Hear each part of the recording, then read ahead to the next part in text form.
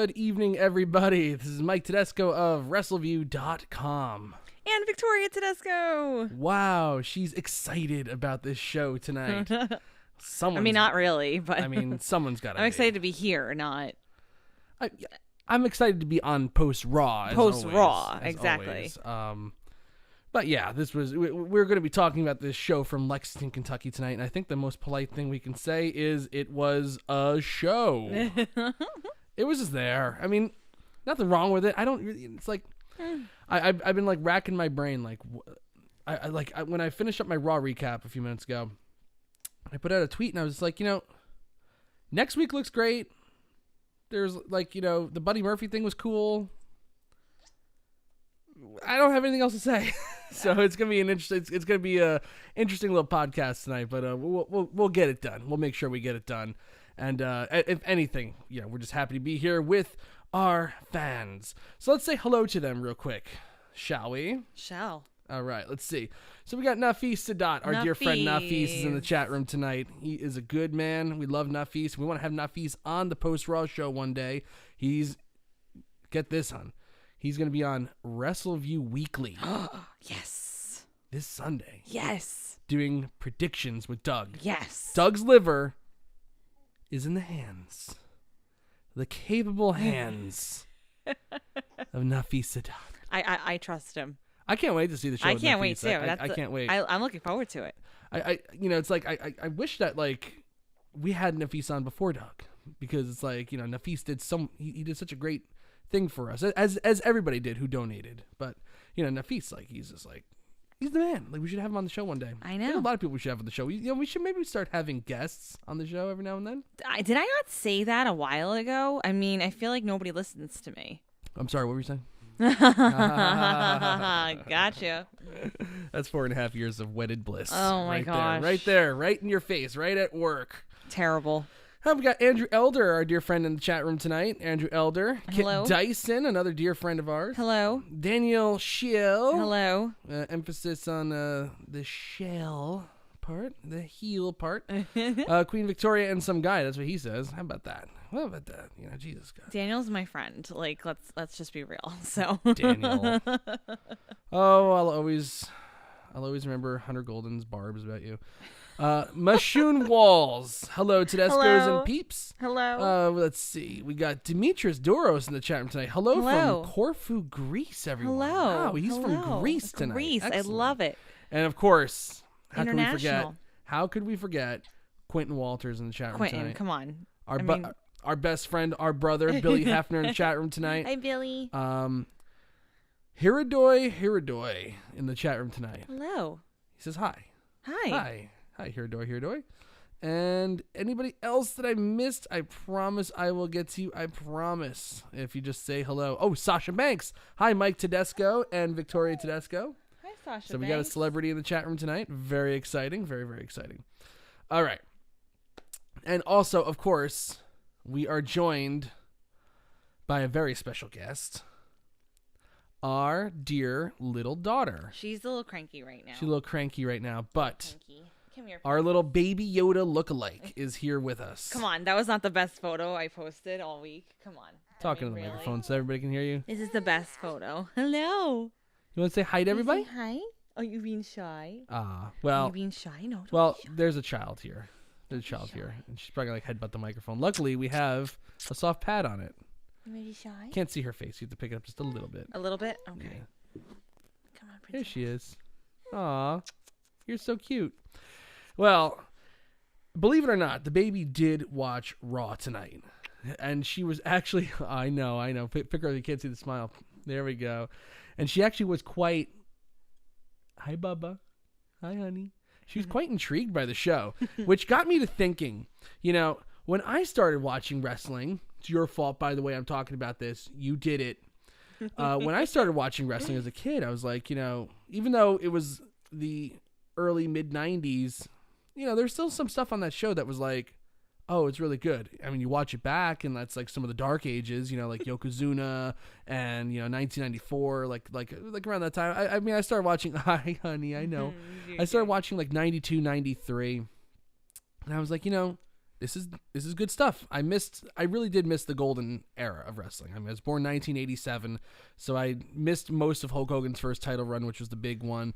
Too young for WrestleMania 8 with Hogan and the WrestleMania 6 with Hogan and the Warrior. First one, WrestleMania 9. That's about as far back as WrestleMania I can remember. I was in first grade at the time. But I'm sitting there thinking, here's Liliana watching this show, and I think it stinks tonight. I don't think it's that great, right? How Daddy was not happy with the show tonight. No, you not. And I was like, God, she probably thinks that this is great, and then she's going to watch wrestling sometime 20 years from now. I hope she doesn't watch wrestling in 20 years from now, but she might be like, God, that's the good old days. Aleister Black and Buddy Murphy. That was like the rivalry. Well, first scary. of all, okay. You're talking to the microphone. Let's be serious. She's not going to remember tonight. So. No, I know that. But actually, in 20 years, she'll be on the roster. So she'll have to have like a little bit of a bias. She probably will. She'll be the 24/7, 48/7, 7-Eleven, I-95 South, Lexington, Kentucky. I love that he said I-95 South.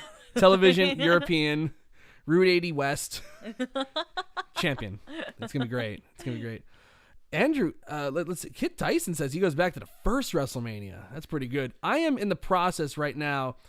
If you go on to Wrestleview, our archives have everything up to from the current WrestleMania last year to WrestleMania 18. We are missing 1 through 17. I am in the process right now of recapping and doing retro recaps that I will be releasing 1 or 2 per week heading into WrestleMania, so we can fill in those gaps and also kind of create some conversation about old WrestleManias and get people's memories and stuff like that.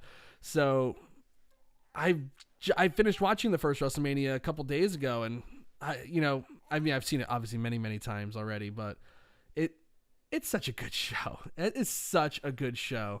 I mean, David Sammartino, not a great wrestler. David Sammartino and Brutus Beefcake, that's a pretty rough match, but most of it was good. I didn't even know you were doing this, and I don't ask for permission. It was not that you need to ask permission. I just nice to be informed.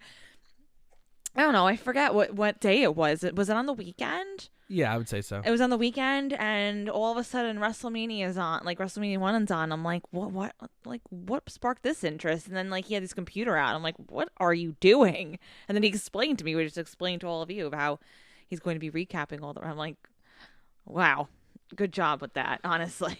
Well, it's like, and they build too, so it's like, eventually I will have to get to WrestleMania 11 and recap that, and even WrestleMania 13. But I take from the tone in your voice that those weren't good WrestleManias, were they? Well, I mean, WrestleMania 13 will always have Steve Austin versus Bret Hart in the submission match, which is one of the greatest.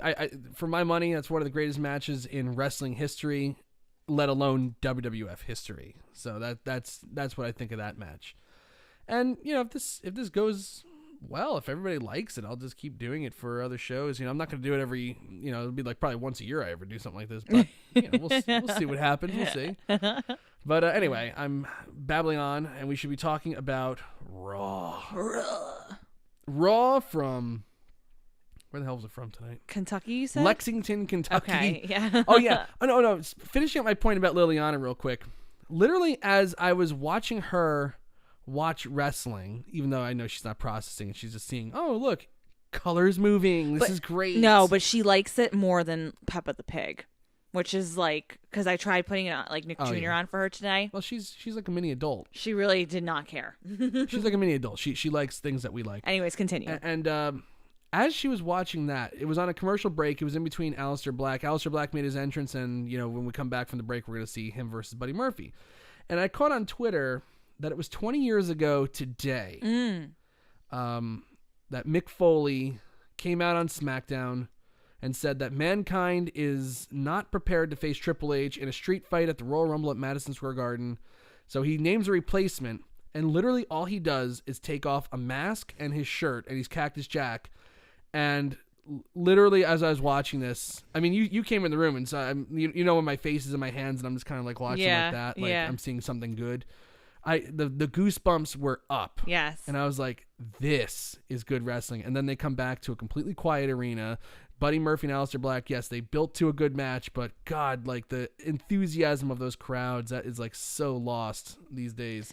I find that connection with characters and cutting promos that, just go out there with bullet points. We were watching the podcast the other day with, actually just yesterday when Steve Austin and Kane had Kane on, yeah, and when they were doing all those clips, you just saw the crowd and how magnified everything was. It's not that people don't get excited now, but I feel like it's not to that level of excitement that it used to be. Right. Well, you know what? We're just missing characters on these shows, like real, true blue characters. And I think that's the thing that we talk about the most on this show. Yeah, because you can't... Is the severe lack of characters. I saw an interesting quote from Ember Moon, of all people. Actually, I think it was earlier today I saw the quote. And she said that the lower card will never be allowed to like succeed. That the undercard will never ever have a chance. Yeah. And I think about the undercard from years past. Everybody had a gimmick. Everybody had a purpose to the show. And now it's like half the guys, I don't even know what the hell they're doing there. Like Mojo Rowley was on my television screen tonight, and I'm like, I don't know why. I don't know why we keep trying with this guy. I don't know what the hell a Mojo Rowley is. I see Dolph Ziggler still on SmackDown. I'm like, what is Dolph Ziggler? His purpose? Our joke has been ongoing since we started this show. Has been, what is a Dolph Ziggler? What is a Mojo Rowley? Like the chat has always constantly done that, and it's a joke, but it's true. Everybody is not unique anymore. It's like, what makes this guy different from the other guy? Not really much. Maybe a little bit of a different look. Different styles and moves, but overall everyone's got like the same type. Everybody has the same move set. Everybody has the same kind of match breakdown. It's like there's nothing unique. I mean, and say what you want about AEW, and there's a lot of holes in their game. There certainly are. I've talked about in the past the things that they should try to avoid doing, and so far they haven't. And although I will say, they are doing great in the ratings, but what does that really mean? What was I saying? I don't even know where. No, but characters about how but like all their matches, like they have so many different people from all around the world. You have Riho, you have you got the Lucha Brothers. You have the Young Bucks. Everybody kind of has their own different style. You have Jericho who goes at his own pace. You have Jungle Boy. That was weird. That was really weird. That was weird. But you have a variety of different styles. It's not just the WWE formula. It's, here's a sampling from Mexico. Here's a sampling from Britain. Here's a sampling from Germany. Here's a sampling from Japan. They go there's. It's international. It's international. And that's what's missing. Like, it's like everybody comes in and you have to fit into the WWE footprint or bust. Everybody and everybody has to do a suicide dive. And these dives are stupid. It's like they've trained the audience that the only time they can care is if there's a dive. And now now there's so many dives that no one cares. I watched Ricochet do a 630 in a nothing match with Mojo Rowley tonight. He put him away with the recoil. He could have just done that. But because they botched Ricochet so badly and he's so cold right now, they're like, well, even though it's a squash match, basically he has to do his big move that really should only be saved for pay-per-views. So they send him to the top rope and make him do a 630. And, I'm thinking like, God, the 630, you're playing with fire there. That is I've seen him land on his upper shoulders and neck multiple times on that move. It's honestly it's a question of when it goes wrong. Right. And I think about LA Parka that passed away over the weekend from trauma caused by an errant suicide dive. Right. It's like it's the dives, severe. Like for the most part, I'm sorry, I just want to finish this point here. Yeah, it's fine. For the most part, the dives are safe. You can do it 99 times out of 100. It's going to go just fine. No one's going to blow out a knee. No one's going to land on their head. But every now and then, there's a moment like what happened with Cesaro in that match with Sheamus a couple years ago where he spiked himself on his head doing a suicide dive. Or, something that happened in AAA and a guy dies. And for what? A throwaway transitional spot? I watched NXT UK yesterday, the takeover, and Eddie Dennis gives Trent Seven the Razor's Edge over the top rope onto some stagehand, and that wasn't even the finish. Right. What are we doing here? It's not too late to change wrestling. They can condition the crowds to pop for other things. I just think that nothing's sacred anymore. There's nothing that, to look forward to. If you're going to have something like these intense moves on regular every week Raw, then what motivation do you have for somebody to watch your pay-per-views?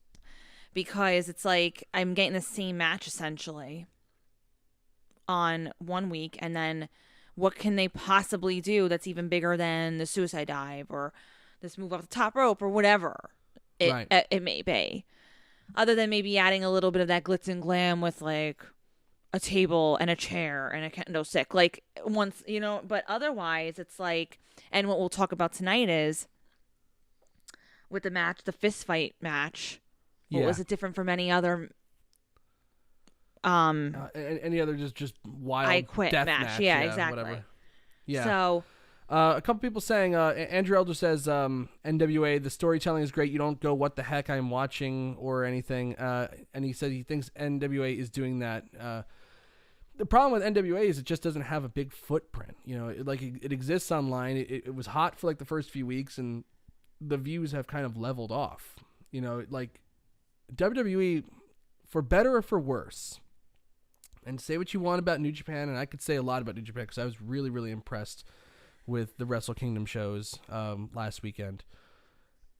The standard bearer in the industry, and for what the casual fan understands about professional wrestling, is WWE. And this change really has to happen in WWE. But now I'm looking at the chat, and I see Demetrius makes a great point here. I think it is also now because the audience is international. Back in the 80s, 90s was only in the U.S. Perhaps they're also struggling to make the show watchable for so many cultures. Wow, that's a great point. Actually, that's a really good point. I have not really considered, about how they have to make it watchable for other cultures. Wow. The good thing about other cultures is that they also have their own wrestling. So it's like, you have like WWE obviously is in Mexico, but you have AAA. So you can get that style. You can get multiple styles doing that. Germany has their own stuff. Britain obviously has a ton of options. Japan obviously has Wrestle Kingdom. I mean New Japan Pro Wrestling on top of everything else, All Japan and Stardom and this and that. But yeah, they need to get people watching. And honestly, probably the future of the wrestling business is going to be international, which is probably why they don't want to screw up the deal with the Saudis and stuff like that, because they need to increase their footprint in Europe and Asia. Agreed, but there's something there. There's more to it, but at the very least, they can tone down the dives and start trying to tell stories in the ring again. Start trying to tell stories, with actual characters that don't make you want to gouge your eyes out, and not in the good way, not in the they're heels, so they're doing their job. If you feel that way, Mike, not in that way. You know how I mean. I can't when people do that. Anyway, let's take a look at what the people thought of Raw tonight, and then we'll talk about Raw. How about that? 62% give it a thumbs down, 38%, thumbs up. Oh, I can see that number changing. I could see that number changing too. Daniel Shell's on it right now. He's making up a ton of fake accounts. I will get that to 69. You better believe it. Okay. So there's really no discernible highlight of Raw tonight. So why don't we just go from the top and work our way down? Sure. How's that? That sounds good, actually. All right. So we got actually this I really did like. I really liked the opener of Raw tonight. Randy Orton comes out. Oh, I thought you. Never mind. Go ahead. What's that? No, go ahead. Randy Orton comes out, big ovation, comes out and says he's supposed to excitedly welcome everybody to Monday Night Raw, but excitedly isn't really his style. So he's kind of saying like, yes, Everything's scripted, and they gave me a scripted line, but I'm going off script because that's just not who I am. Because I'm Randy Orton. Essentially saying that, yeah, it like, you know, like everything that people say about the writing staff, you know, like wink, wink, nudge, nudge, it's true. It's true. They don't write, you know, the way I really am. You know, I was like, that's which is pretty evident. I said that's kind of cute. I liked what Orton was doing tonight. He says he calls out AJ Styles. He says he wants to show Styles why he's the favorite to win the Royal Rumble, and will hit him with the 3 most dangerous letters in sports entertainment, RKO. Styles comes out, says that when he hit the RKO last week, it was the sweetest one that anybody's ever seen. And he's going to throw 29 other people over the top rope. That brings out Drew McIntyre. We're supposed to have Randy Orton versus AJ Styles in a singles match, but Drew McIntyre, who right now is a tweener, and they are turning into a strong face, actually. He's getting over. Oh, he is immensely too. Like he really like the 3-2-1 thing. That's over. Like, you know, he's kipping up in the match. I think he's like beyond tweener status right now. Well, he beat up the conga line. No one likes the conga line. Listen, the way he interacts with the crowd in general, and that was something like completely unexpected from him. I thought that he would be a major contender for main eventing. We've said it from the get-go, from when his return came, right, that we thought that he would be somebody who is going to be featured in the spotlight, right, and somebody who is going to be amazing. But this whole other level and this whole other component now to his character, where he's actually playing the crowd. He's not just this big monster of a man who comes in and beats people up. Like, he actually has great mic skills. And the key for me is that it's organic. Oh, totally. Like it's not forced. The crowd's buying into it and they're enjoying it, and they're not overdoing it either. No, now, not at all. I fear that I don't know if Drew McIntyre won the Royal Rumble. They did the spoiler thing with Paul Heyman and Brock Lesnar. I actually think Brock Lesnar's going to win the Royal Rumble, and you know, we'll have to figure out who's going to face him at WrestleMania. But I do think that they're building this to almost like Brock Lesnar versus Drew McIntyre at WrestleMania. He keeps talking about how he doesn't get the title match. He's turning face again, and he's going to go against super heel Brock Lesnar. This could be the first time that Brock Lesnar's had a WrestleMania main event in quite some time against an organically over person, right? Rather than somebody who's just who's you know, that they put the rocket on, or just recycling. Yeah. So, you know, I mean, although he did have Rollins last year, but it wasn't a main event. No. So there you go. Yeah, I thought it was really, really interesting. I like what they're doing. Turns into a triple threat match, and this is not one of those like typical WWE triple threat matches where it's like, okay, hit him with, you know, everybody kind of starts off, hit one guy with a move, he's outside the ring for 15 minutes, gets back in. They spent a significant amount of time in the ring together, all 3 men doing things. Is what it's supposed to be, and when I visualize, that's what I want to see. Right. It was a refreshing change, even though they did the goofy Tower of Doom spot and all that stuff. It was good action. You know, they sent out the OC real quick just to throw some interference. McIntyre and Orton take them out. This was a good little spot with McIntyre in the Tree of Woe, hits Orton with a German suplex, while Orton hits Styles with the superplex. I know everybody doesn't really like the Tower of Doom spot; it's been overdone, but every now and then they get one, and I'm like, oh, you know, not bad. That was not bad. Yeah, not bad. Was not that bad. And finally, freaking. I don't have the gif of it. Damn it. How dare you? Damn it. How dare you? Styles hits Orton with... So they team up to take out Drew McIntyre, and he's out.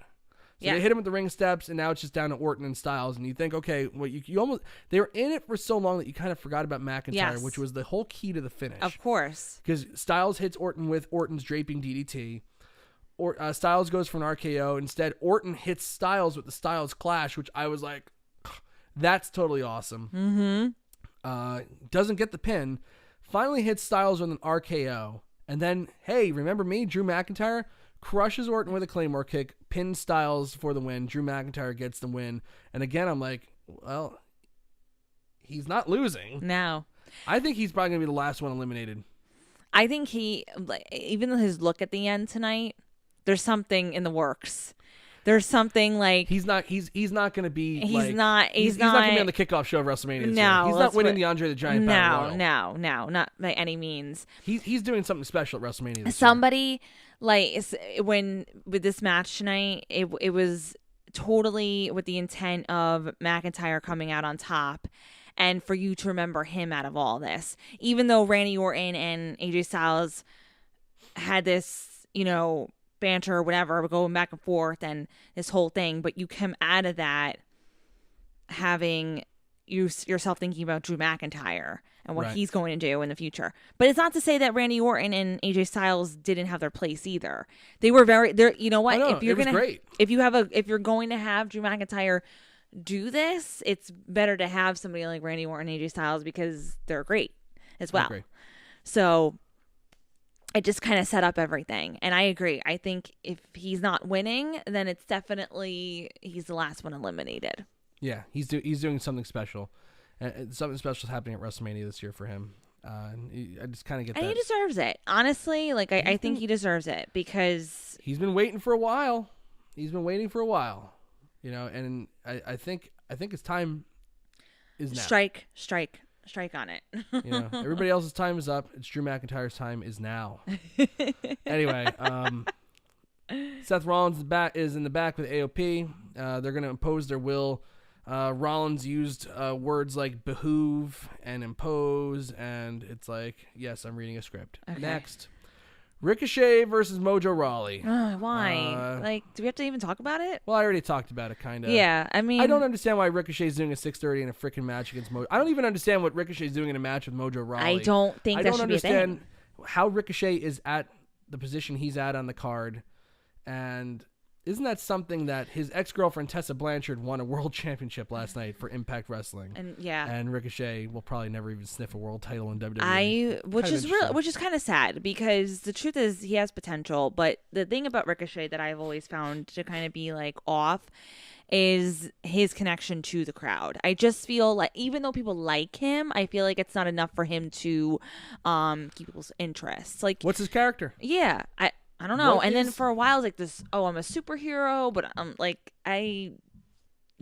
what is the modus operandi here? I don't know what the purpose is. Ricochet's just there. He's there. He's a guy who puts on who can entertain you. Yeah, he's a guy who does some flashy moves.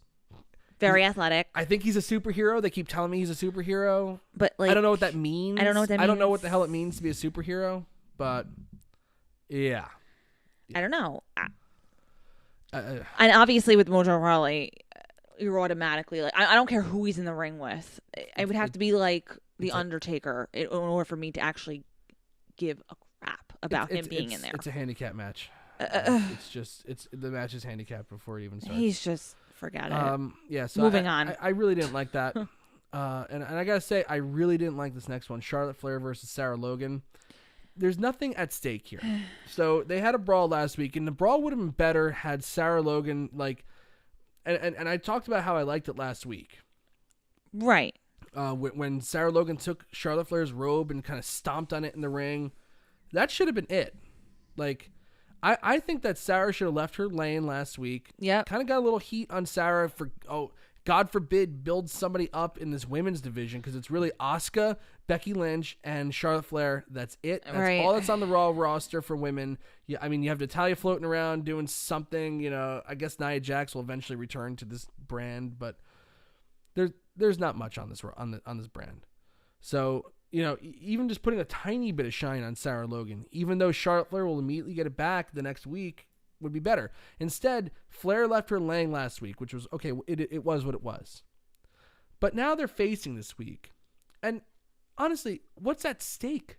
Charlotte already beat her. She already left her laying.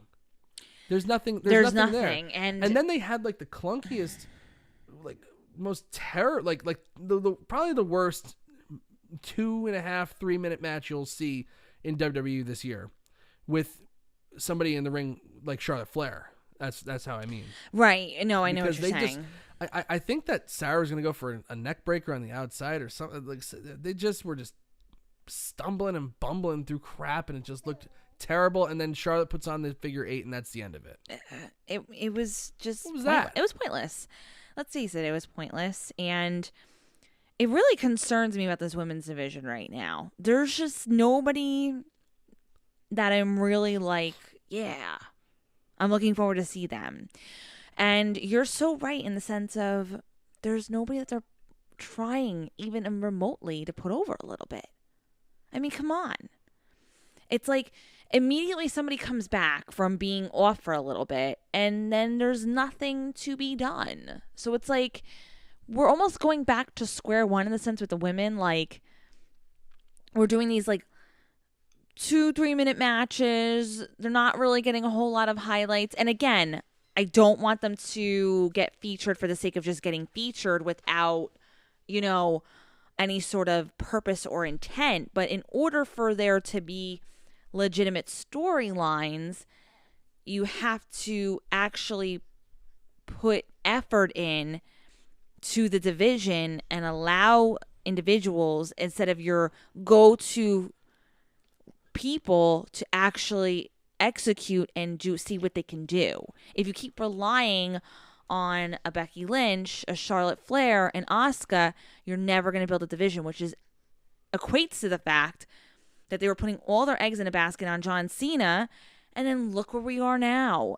You still haven't really found the person. Yeah, where's that? Yeah, I mean, the guy. They have Reigns. They had Daniel Bryan and whatever. You know what I mean? But like, it's the law of diminishing returns with Reigns. It's like, he's not as over as like John Cena was. Right, and it's like, but you're because again, you're solely relying on a certain individual. Yes, Cena was amazing. There was no question about it. Right. Obviously. Yes, Charlotte, Becky, and Asuka are amazing. Great, we get it. But you need to also build up your other women. Mm-hmm. And until you actually put the time and the effort in, you're not going to be able to do that. That's right. Andrew Elder made a point that we were just talking about before we went on the show tonight. Think about how far removed we are from the all-women pay-per-view evolution. Did I not? Yeah. And that was Andrew's a big thing, so and right. now it's all poofed. Right. And look, Andrew, I said the same thing before. I was when I was watching that match, I was like, wow, we don't even have enough women to do this, but what a shame that there wasn't an Evolution show this year. Right. What a shame, because that was like a highlight of my October last year, that there was this all women's pay-per-view. You couldn't even attempt to do that now. Because you don't have it. It's not there. It's not there. Well, they barely had it for Evolution, but they had a superstar like Ronda Rousey, and you still, say what you want about the Bella Twins. Oh my gosh! Don't even get me started. If people get on the Bella Twins, they need to shut up. But they got heat. They got heat, and Nikki Bella and Brie Bella are kind of like cultural, or at least they were for a little bit, cultural icons. They still are. They're still like. They're still the Bella Twins, and they still brought mainstream to wrestling. Sorry. Yeah.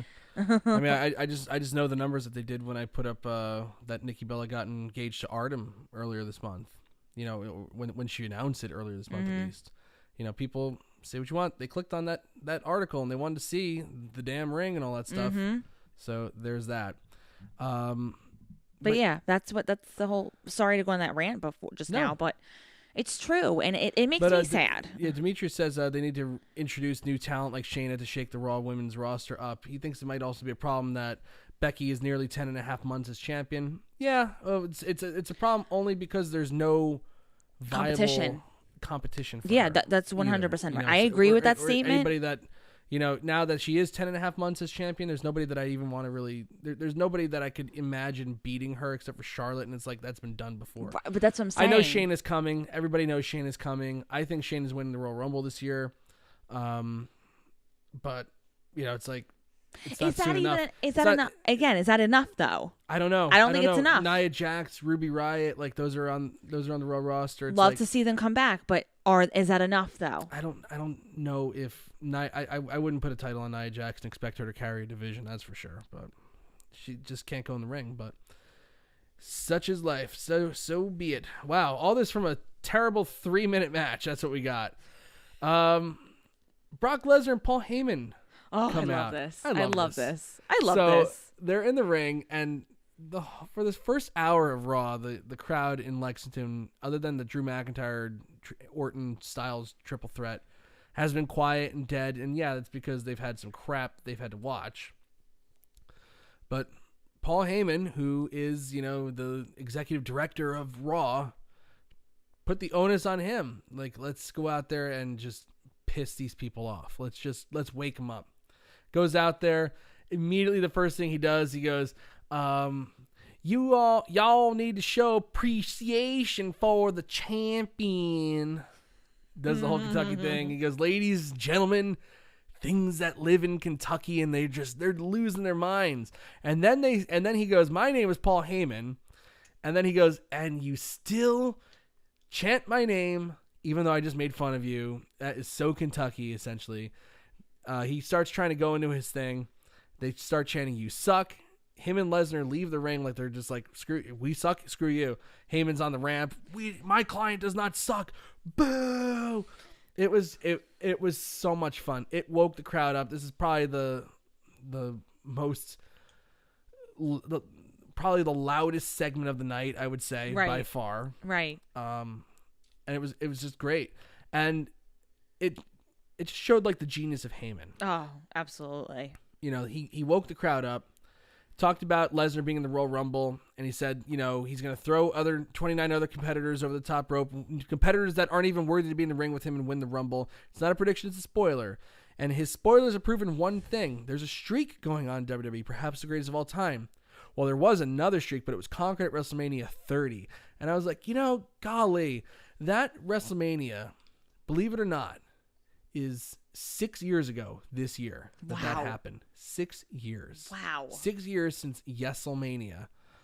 And they're still getting major mileage out of Brock Lesnar beating the streak. They'll never let you forget that. I like that he does that. Every now and then. He doesn't do it all the time, but every now and then he will throw in the fact that he beat the streak. All Lesnar matches and spoilers come to life because his spoilers were written by, encouraged by, enabled by, and executed by Brock Lesnar. The truth flows from his mouth, and as soon as he says truth, here comes our truth of all freaking people. I gotta be honest with you, he was the last person I was expecting to come out. I was not expecting our truth to come out tonight. Oh wow! And then I started going, I'll tell you my in a second. So our truth says he saw something on TV about the Royal Rumble and that you're the favorite to win the Rumble, but his childhood hero, John Cena, taught him to never give up. So for the first time ever, the 24/7, 48/7, 7-Eleven, I-95 South, and now Lexington, Kentucky European television champion is officially in the Royal Rumble. With that being said, it ain't the size of the fight in the dog. It ain't the whatever, the size of the dog in the fight. It's the size of the fight in the dog or whatever. The bigger they come, the harder they fall. Lesnar may be big. Oh no, he said you may be a big man, but he knows he'll go flying over the top rope. I'm talking to you, Paul Heyman. And it was so asinine and so well delivered, so absurd that even Brock Lesnar started laughing. That's why I really like this, because it wasn't like a typical, because since it's obviously supposed to bring the comedy element to it, but the fact that they had Lesnar like buying into it, like he's just laughing like this is just stupid right now, like right, that was brilliant. it was great. And then Heyman, they went back and forth for a few. Heyman's like, I'm not in the Rumble, and he goes look here, bong hit, I'm not in the Rumble. And finally he comes to and he goes, okay, my bad. So for the first time ever, the 24/7, 48/7, 7-Eleven, I-95 South Kentucky European television champion is undeclaring himself from the Royal Rumble. He says that Heyman goes on and on, talks about how he doesn't like spoilers, and Heyman just gives spoilers all the time, and he doesn't want to go to Sioux Falls City, and he's corrected as Suplex City. Eventually, Lesnar gets in R-Truth's face. R-Truth asks him what's up, does a split, does a dance. Lesnar clotheslines him, hits the F5, picks up the 24/7 title, and I'm like, they're going to do it. Finally. They're going to destroy this title. The joke is over. The joke has been over for so long. It's like, it's time to, like the title served its purpose. It was a great segment over the summer. There was some great stuff with Drake Maverick and R-Truth. Some of the funniest comedy segments WWE's done in years was using this title. Now the joke is over. Let's move on from it. I thought Lesnar was going to pin him for the title and then just destroy it, be the last ever champion. There's no more 24/7 title. Instead, he just throws the title down on Truth, and then he picks up the microphone and he goes, "That's what's up," and leaves. And I was like, okay. This is great. I really like that. This is great. I thought it went a little long, but overall, I thought I was just I was laughing. No, and you need stuff like that. And to think that that was what they chose for tonight, to have Brock Lesnar and Paul Heyman come out. And to be honest with you, if anybody predicted that, good job. Kudos to you, because that's the last thing I was expecting. Well, that's the kind of stuff that I like, when I think about, how good the shows were, back, a couple years ago even. And it was just like taking guys, and I think we talked about this on the Bobby Lashley Lana wedding, when Eric Rowan and Lana wound up in a segment together. And I was like, I like every now and then when they just throw somebody that you just would not expect whatsoever. I think that's great. I really think that, and again, he said Truth, so that cued R-Truth to come in. So that's a great little way to kind of like get you there, and to play into R-Truth's character as well. Right. Like this guy that just doesn't get when he came. It's not all there, but that's cool. Like that one time, what was that? He came out for the women's Money in the Bank match, and he's like, they're like, no, it's the women's Money in the Bank. He's like, oh, my bad. Sorry. Yeah, like just Carry all on. That stuff. Oh no, he was confused. He thought he was in Money in the Bank, and he wasn't in it. Yes, and then he and it was just like a throwaway spot. It was hilarious. He kept confusing. Oh my god, I forget. Like somebody with Carmella. Like I forget who it was at the time, but he's like Carmella, and they're like, no, it's not Carmella. Good stuff. Just great. So that was a good segment. When we come back from break, Mojo Rowley, Big Boots R-Truth, pins him to become the new 24/7 champion. He just starts flipping out. Oh, come and get it. I'm not hiding. Come and get it. And somebody from the audience just shouts, calm down. And I was crying. That was the best part of it. I was crying. That was the best part. The audience goes, the guy just goes, calm down. Jesus. Because you know why that was great? Making an ass out of yourself. If I was exactly where that person was, I would have said the same thing. I probably would just sort of scream, calm down. You guys and then Mojo's like, I don't need to calm down. I'm the champion. Bah. Oh, it's like, okay, dude. He's just chill out. I gotta say real quick before, because I don't even want to like waste my breath on this guy, but I just find the whole thing just to be like, he is somebody who I don't know, I can confidently say that is just like pathetic. Like the whole thing is just his whole entire career, and I don't know what they're trying to do. I really don't understand. And does he like not have a voice for himself to be like, this is absolute garbage? Like, what am I doing with my character? Mojo Rowley? Yeah. He does not have a voice. No. I would rather like one's allowed to talk. No, I know, but I would rather be gone for 6 months than like get any type of exposure with this like complete like I don't know. Better than what they were doing with him, I guess. What is it though? Like, well, last time I saw him, he was talking in a mirror and he had like some stupid makeup on his face. Okay, but like we're bouncing. Okay, so you go from that to this. All you keep going is just a ping pong of like, I know, of nothingness. Crap, and more crap. It's ping pong of nothingness for Mojo Rowley, that's for sure.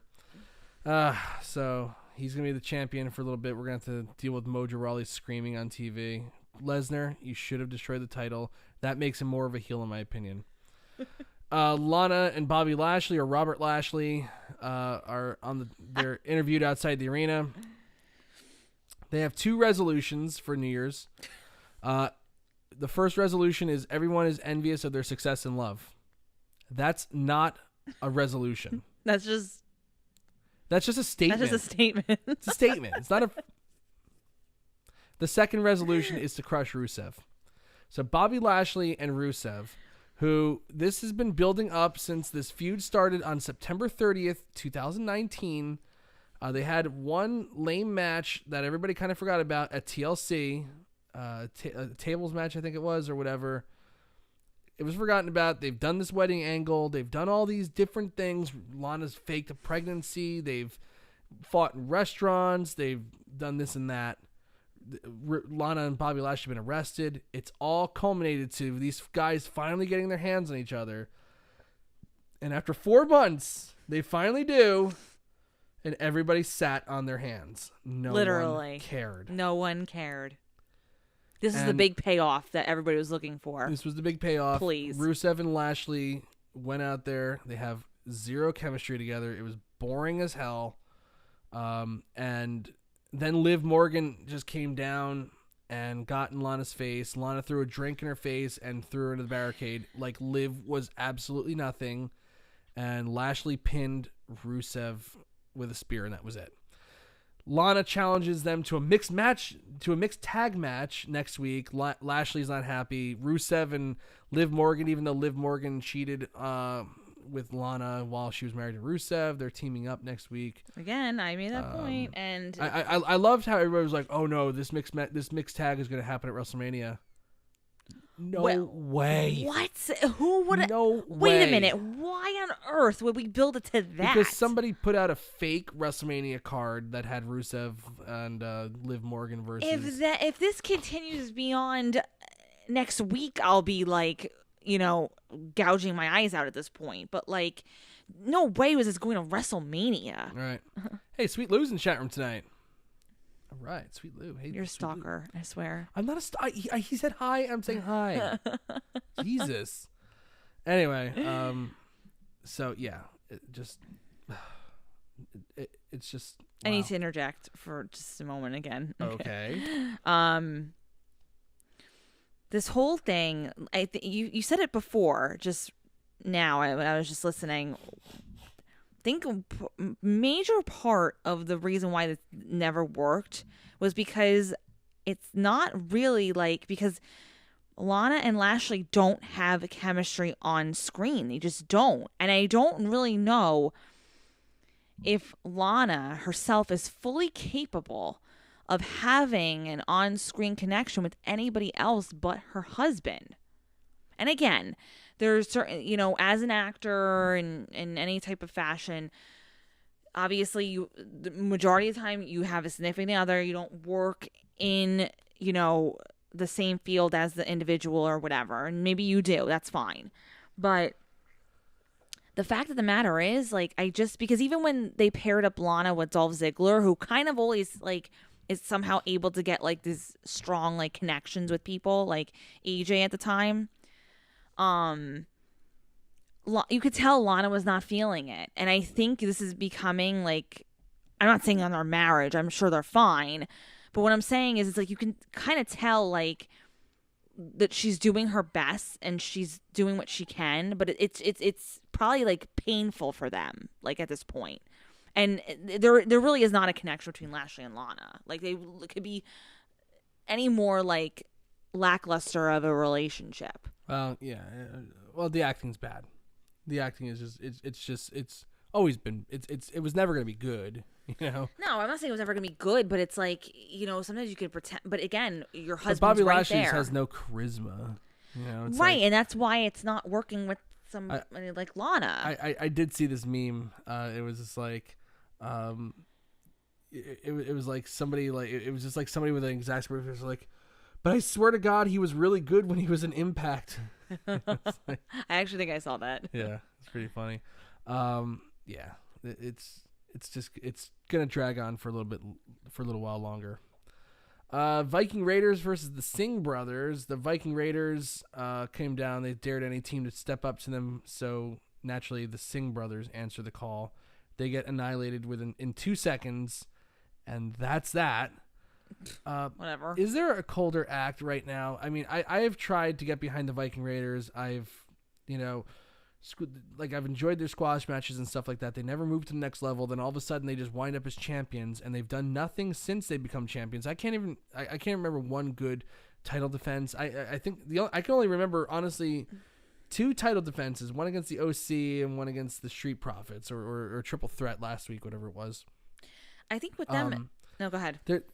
They're ice cold, and there's so much talent, but because when you come to the main roster, you have to have, you have to be gimmicked, and they botched them coming up as the Viking Experience, which was just an awful name to get That's what I was from the saying. get-go. Putting them in the Viking gear, it's like it's not enough that like they pay homage to their Viking heritage. Now they have to actually dress like fucking Vikings, and it's stupid. And it's like, come join the raid. They say it together. It's like, is there any colder catchphrase? Like, these guys have so much talent. I like what they do in the ring. I know they can go in the ring. Corey Graves even said it on his podcast, and of course, Corey Graves, well, people, you know, and I don't listen to his podcast, but I did see a quote from him that said that, you know, he believes that the Viking Raiders are not being allowed to show what they can really do. And I do agree with that. They've been McMahonized. They have been gimmicked. And it's not connecting with anybody because, spoiler alert, fucking Vikings have been gone for 800 years. There's no more Vikings left. I don't know what you're talking about. There's Norwegians. I never talked to you about this, but I actually am a Viking.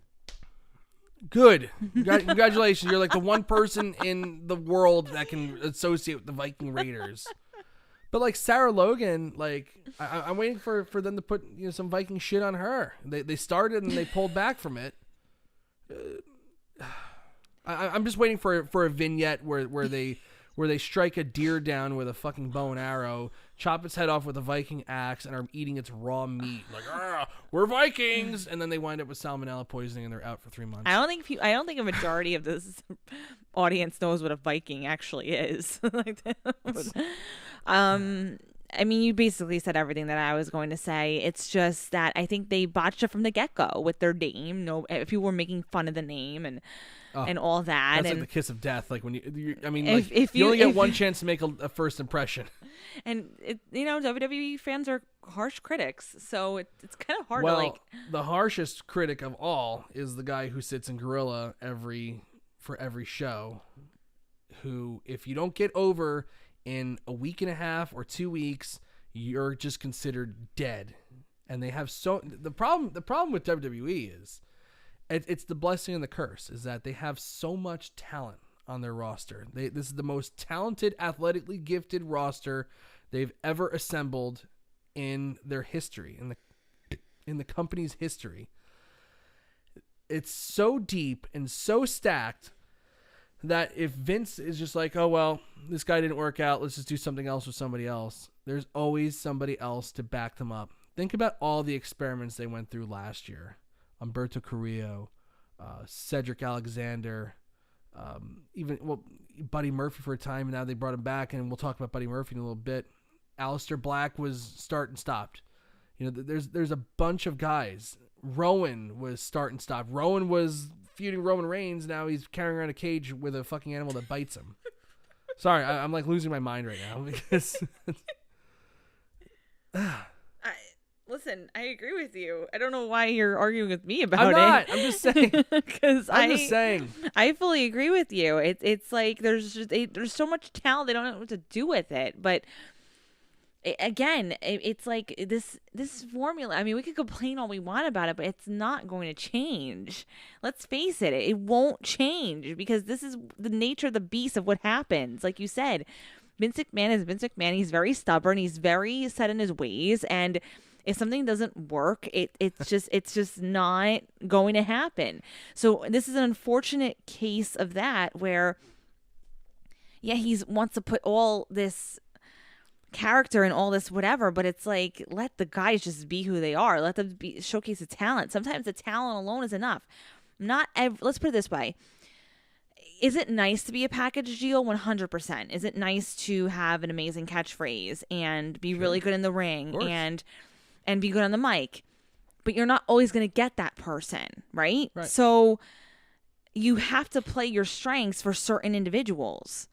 And clearly, the Viking Raiders, those two individuals are really good in the ring. So allow them to serve that purpose. They don't need to have this insane catchphrase like, what is it even again? Join the raid, feel the raid. Okay. Punish the raid. I don't even know. I want to know, not everyone is going to be a Rock or a Steve Austin or a Daniel Bryan or a John Cena. there's a reason why those individuals are who they are. I know. And they have these amazing catchphrases that people outside of WWE know their catchphrases. The Viking Raiders are their first year in the company are on the main roster. They've done about as well as the Minnesota Vikings in the playoffs. Okay, I mean, like they're dead. But again, not everyone's a triple threat in the WWE. So stop trying. Well, it's so difficult to just find something that connects with people, and it's like, okay, this isn't connecting with everybody. So lose the goofy shit. But why do we have to? Okay, but why do we have to make it so dramatic too? But, okay. Try something else. That the fucking Viking experience didn't work. They recognized that immediately, so they called them the Viking Raiders. But of course, their finisher has to be called the Viking experience. So we still have to hear that goddamn name every week. Again, just change the outfit. I understand that. But everything's got to be like over the top dramatic in the company too. Of course. So but what I'm saying is if something is not working, not only are we not going to acknowledge it, we're going to make it 10 times worse. Like there are ways that we could have went around this. Like, okay, the Viking experience. Obviously, people shit on that immediately. So they got rid of that. But again, yeah, finish Viking experience, whatever. But let's just pretend we're running the Viking Raiders, right? Right. And we see, okay, the outfit, maybe not connecting. We get rid of the outfit. Okay, this isn't working. Maybe you don't have them have this stupid little catchphrase. Like, they could do it subtly where, like, they can save these individuals. But instead of, like, oh, let's just take something away, they give them something else. Oh, the name wasn't working, so let's give them Viking outfits. It's like, okay. I know. And then it's like, well, you don't like my idea? They're not getting over? We're just going to keep putting them out there until they do. We're not changing a single thing. But look what happened with Reigns. It was push. I mean, that happened to be a blessing. That I've beaten into the ground in a plowshare. Listen, but that happened to be a blessing because he actually wound up, getting over. He wound up getting over. But, I mean, here's the dirty little secret. He had to get sick for it to happen. I know, which is unfortunate. God bless him. But what I'm saying is that like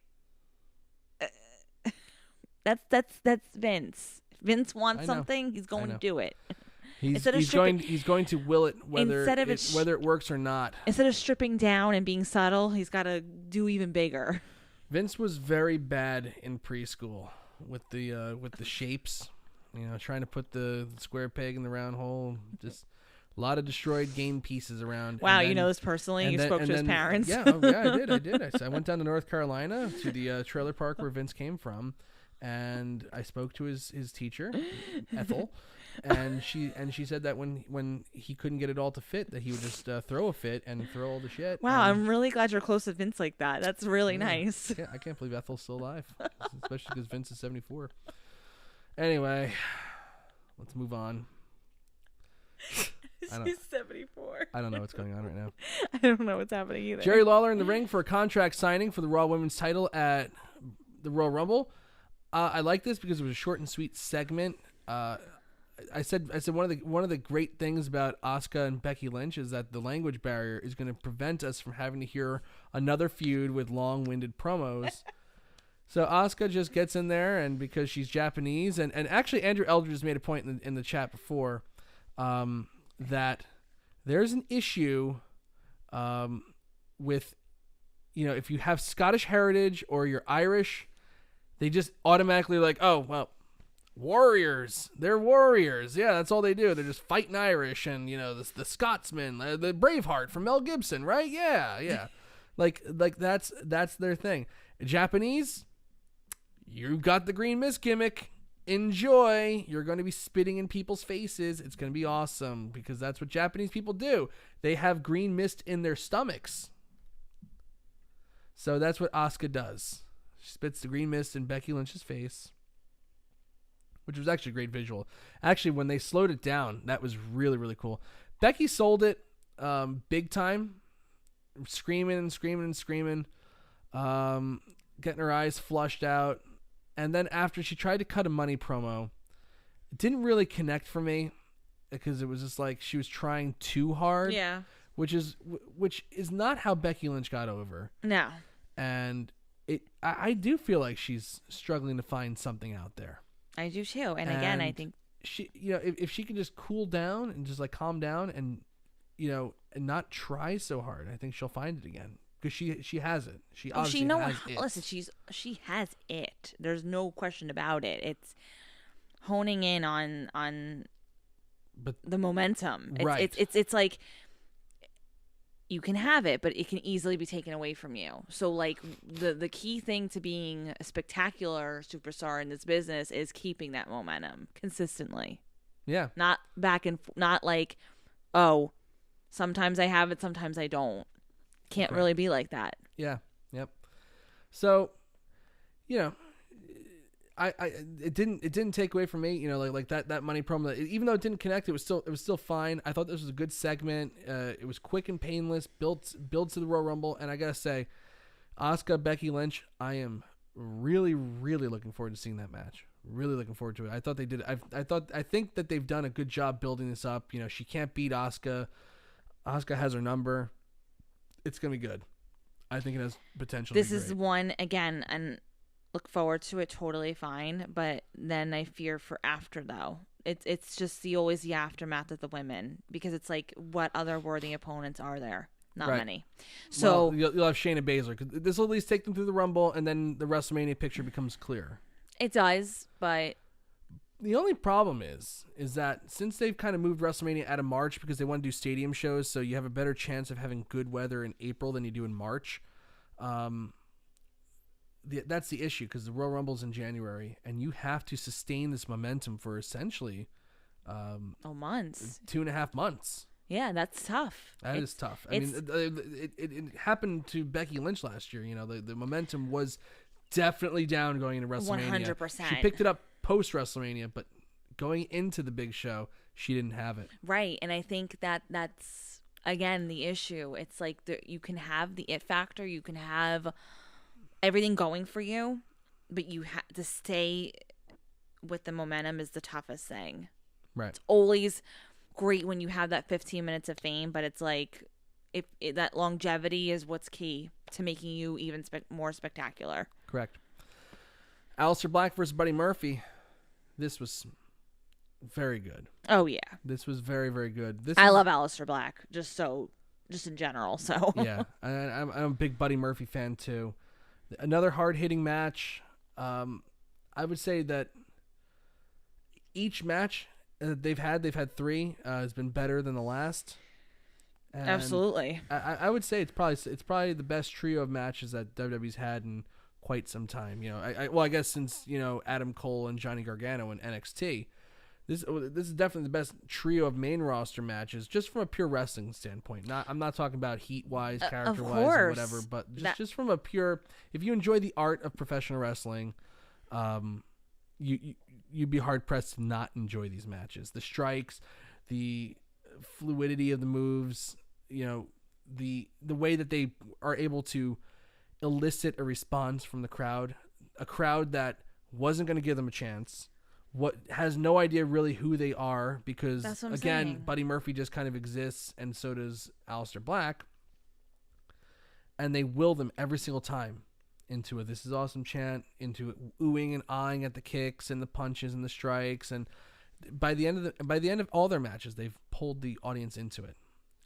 It's been great. So that's what I was saying before, though. It's like those individuals serve a purpose, right? They completely have great chemistry in the ring together. They have just this is like really great like strength in their matches. That's awesome.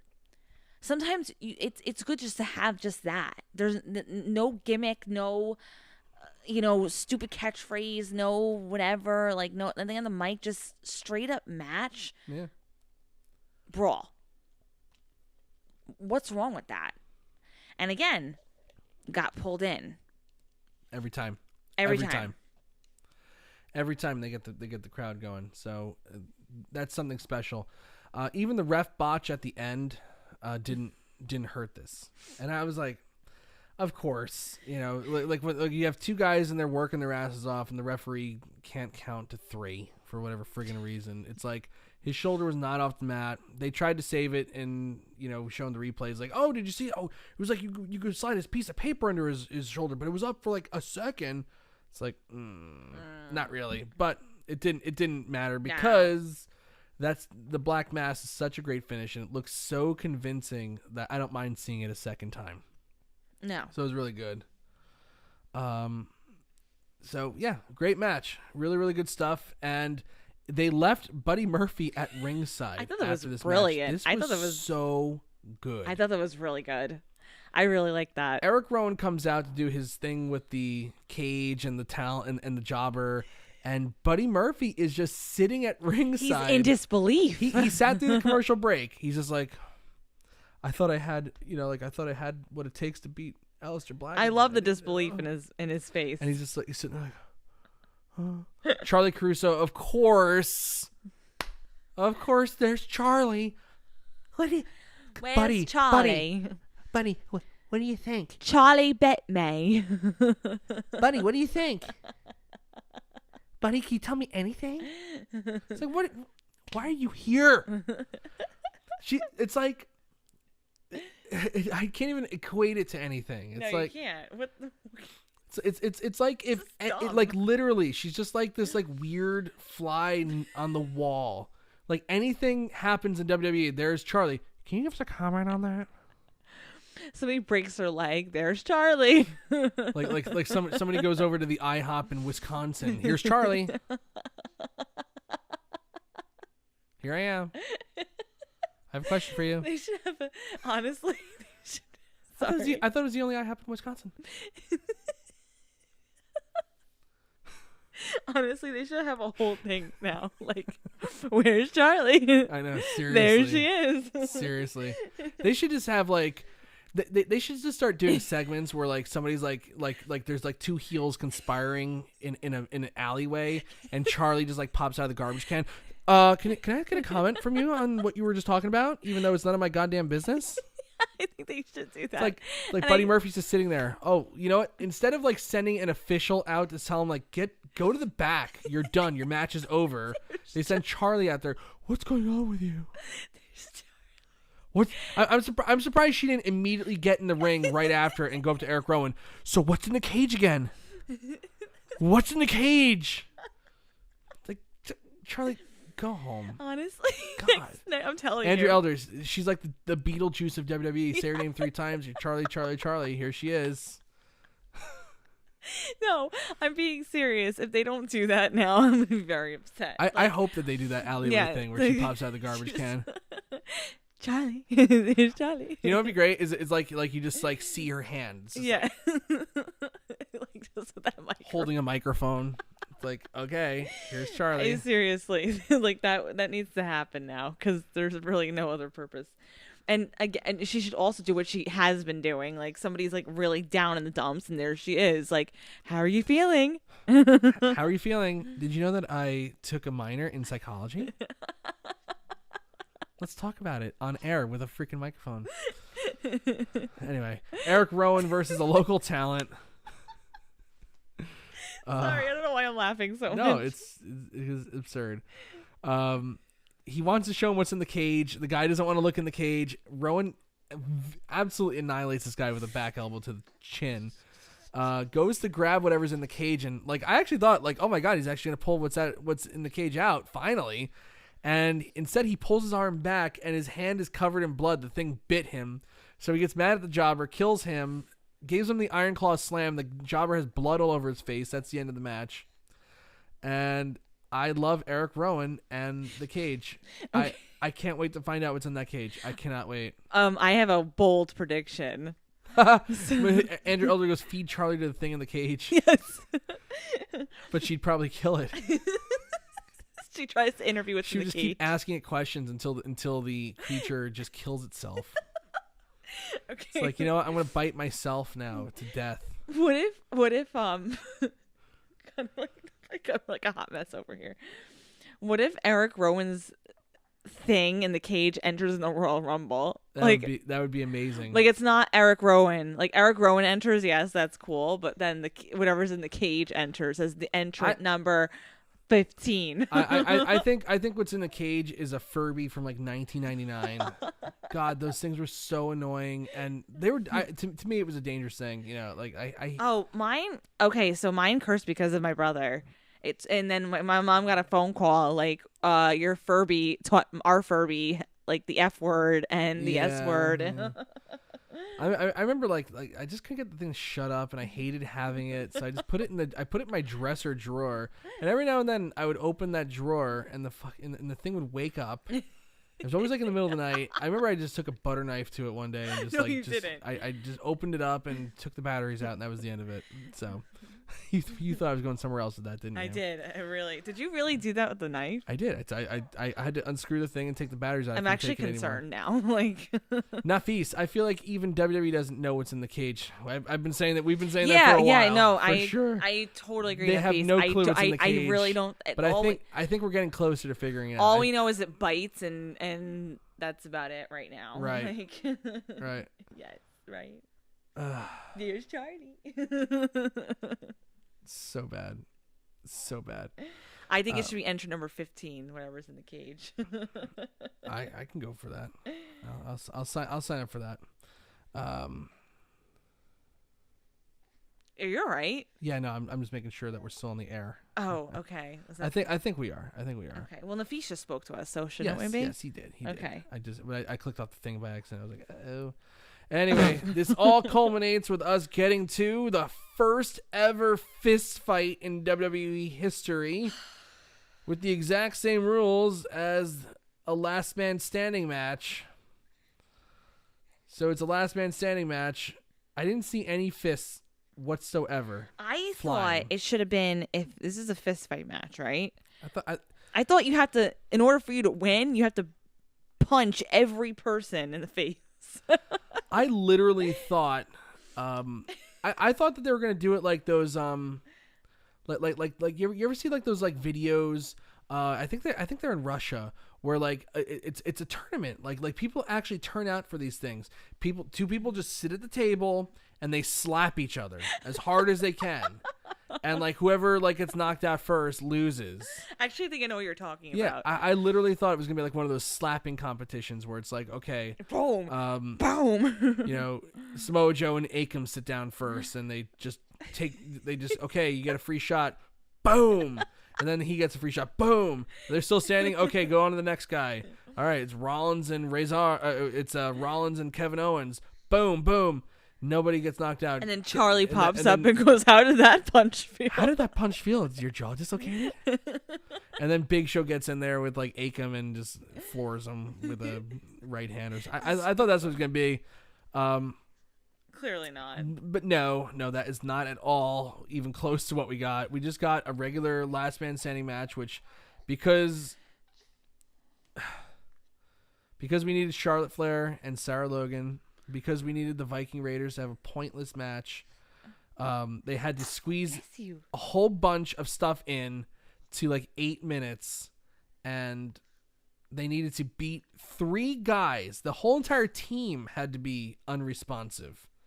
They needed to beat 3 guys, including the freaking Big Show. Hi, baby girl. In order to win this match, and they did it. But they didn't do it alone. Buddy Murphy was still at ringside. Rollins gets thrown out of the ring, and there's Buddy Murphy right next to him. And he's like, buddy, help us, help us.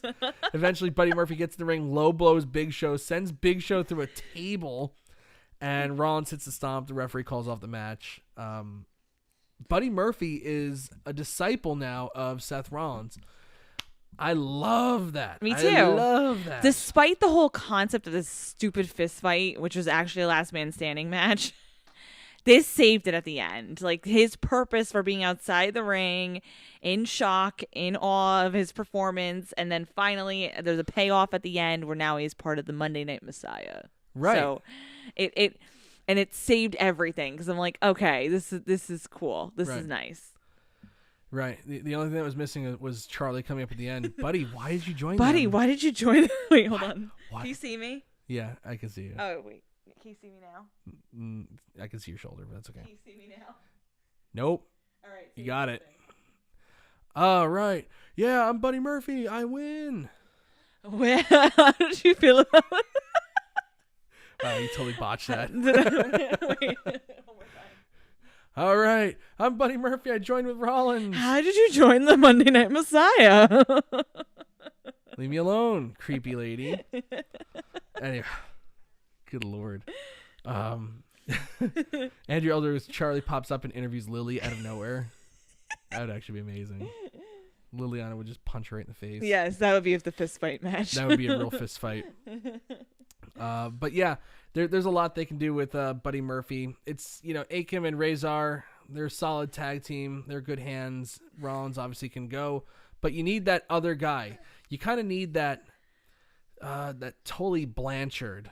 If you're gonna do, a stable, you kind of need that other guy that can just go and be called upon to have a good match all the time. You need Tully, and I think Buddy Murphy in this configuration here is gonna be Tully. He'll be the guy called on to have the good match, and it's gonna be a great addition to the Raw main event roster scene. I think that that Buddy Murphy's gonna be a main eventer. Right, and I understand now just from last week because I was upset again because I had in my mind that it was going to be John Cena, right, coming back. But right. I understand now why it was a big show. It really could not be anybody else. Oh, no, of course. Because there's nobody else that big who can compete with the AOP, just size alone. Like, right.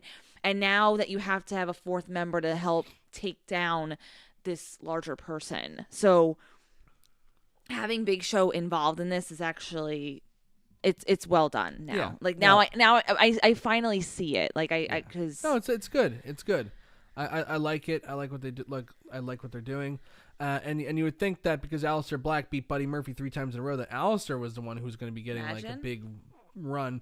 And instead Buddy Murphy. But I can see Aleister Black teaming with Kevin Owens and Samoa Joe and Big Show to even this out, so it's 4-4. Even the playing field. We could see that as well. Did not think about that.